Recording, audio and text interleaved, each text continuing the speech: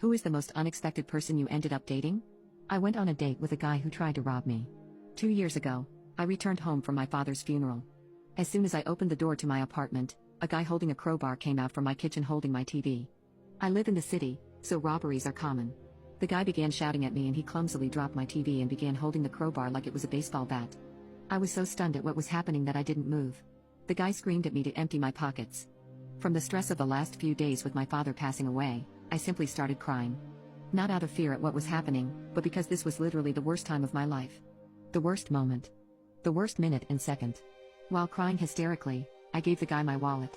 I just sat on my floor and hugged my knees and told him, through my tears, to take whatever you want. He hesitated, looked down at me. He dropped my wallet and sat down beside me. Immediately, he began to comfort me. He began to apologize. He put my TV back on the table and told me it wasn't damaged. He told me that he lost his job and that his mom needed medicine that he couldn't afford and that they were homeless. He told me all of this while I just wailed. I cried for my father, who was lost. I cried for my future, for it was uncertain, and I cried because my home had been intruded on in the most violent way. For a good 10 minutes I sat on the floor with a guy who had every intent to rob me, telling me that it would be okay and that he was sorry. He begged me not to call the police. I just started screaming at him to get out. He ran away so fast that he left the crowbar. I threw it after him as he ran down the street.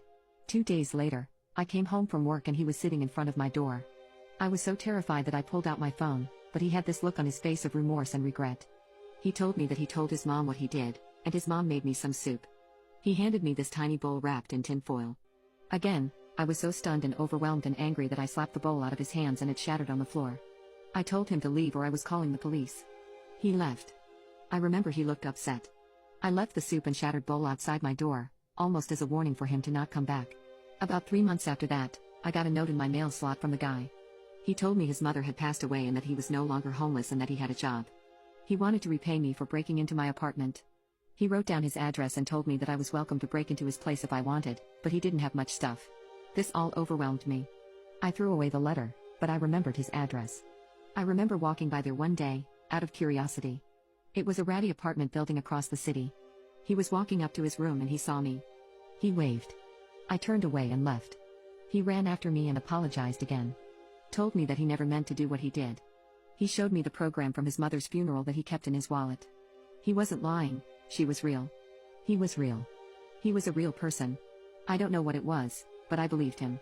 We slowly began to grow together as people. I can't describe it. After a year of maintaining communication and learning about who he was, he enrolled in a local community college and began taking courses to earn credits before applying to university.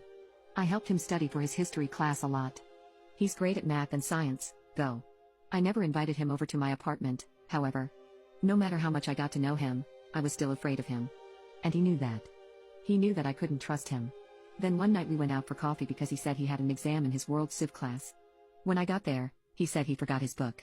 We just talked for a bit, we laughed, and then he told me he wanted to cook for me. On a whim, I decided to invite him to my apartment. After picking up some things from the grocery store, he came over. I was so nervous that I was shaking.